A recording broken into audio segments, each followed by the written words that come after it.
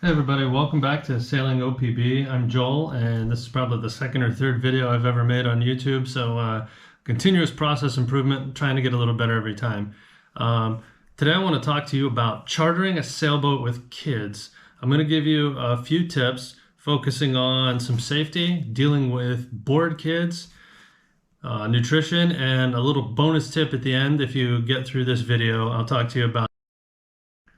So besides all the normal injuries that potentially come from sailing, which are very serious and very dangerous, and you should have all of that covered through your sail training, ASA, RYA, however you go to, there's certain things that you need to think about with kids, especially younger ones. In my case particular, I found that the companionway is by far the most dangerous place where all of the small little injuries, boo-boos are going to happen. With us, we have this idea of use the companionway like a ladder, and we teach the kids that. That's good basic seamanship, that they need to go down, descend, and ascend the companionway as if they're climbing a ladder. That way, if they fall, they're able to catch themselves and land on the companionway, not fly down or fly up. We treat the companionway as a very dangerous tunnel that you don't hang out in. You don't stand by the companionway at the top in the cockpit, and you're either coming up or you're going down. You don't sit on the steps. You don't hang off the steps. For younger kids, especially as our little one, that looks like a jungle gym almost to hang on and play off of. And without fail, despite the safety briefings and the repeated lessons, she tends to fall or slip, and we just find a way to mitigate that as best as possible. Another thing you might not think of with children is all the places on a charter boat, or any sailboat for that matter, that little fingers can be pinched, and pinched badly. This is all of the cabinetry, all of the doors, all of the hatches, all of those places where children will put their hands to potentially brace themselves, and you could have a door that's theoretically secured come loose and swing shut on little fingers. And at worst, that might cut a finger off and cut your sailing week short. Or at a minimum, it's going to pinch fingers, and there's going to be some tears. Always secure everything, even if that means locking cabin doors to berths that you're not using, making sure the doors are actually shut and locked shut so things aren't swinging around down below as you're heeling or you're doing maneuvers. Another helpful tool I like to have in my head, I have some safety zones. So if I do this right, making the YouTube video, you're going to see this recording later. I've got a picture of a mid 40-foot Beneteau that I'm using to explain this. So first we'll cover zones at the dock. So you'll see here green, that's the cockpit. Kiddos can be in the cockpit when we're at the dock without life jackets on, by themselves, and have a good time up there to get away, have a little fun. I'm also okay having them behind the helm. There's just a little more space for them to play around back there. Yeah, so that's usually fine, depending, of course, how you're moored to the boat, to the dock. Ideally, if you're in a med moor, that's pretty easy.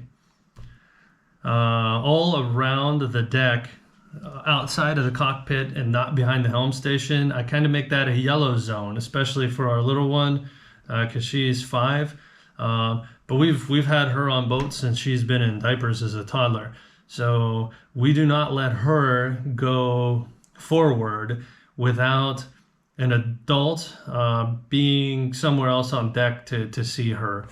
And if she's under visual supervision, then we're okay. Things change significantly underway, however. Once again, cockpit is a green zone. Depending on the sailing conditions, we don't necessarily make them wear life jackets. If things get a little bit sporty and the boat starts to put some heel on it, we make them go below or put on life jackets to stay out with us. That is very conditions, family dependent, and that's with both parents in the cockpit. Behind the helm station, that's a yellow zone.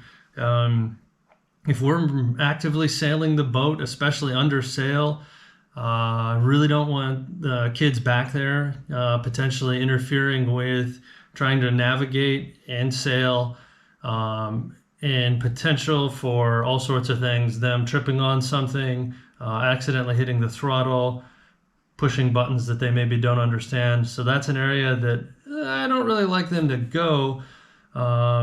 But if they're literally standing right beside me or their mom, then that's okay. And you get lots of cute pictures with your kids at the helm. Or even better, if you have a dual helm like this boat, you can be on one helm, the other kid can be on the other, and they can pretend to steer the boat. And they love that. Going forward or outside of the cockpit coamings is a red zone for us. Nobody goes up there but adults when we're under sail. Other considerations about zones, safety zones on a boat when you're underway. You got to think of the sheets or the ropes. They in themselves create a safety hazard, potentially for pinching if they're under load. Where the boom is, if the boom is under load, you don't want your kids hanging out on the boom to the windward or leeward side. Off the top of my head, I can't remember. But essentially, when the wind is pushing the sail, you don't want someone to be underneath that boom if something breaks, because that boom's going to come down onto the leeward side of the boat.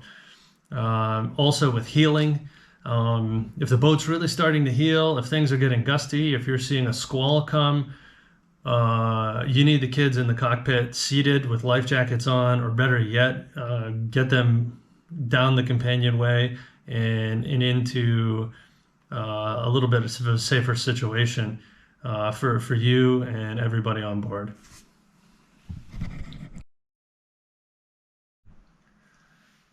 Also, we have reserved seating policy for our kiddos when we're maneuvering.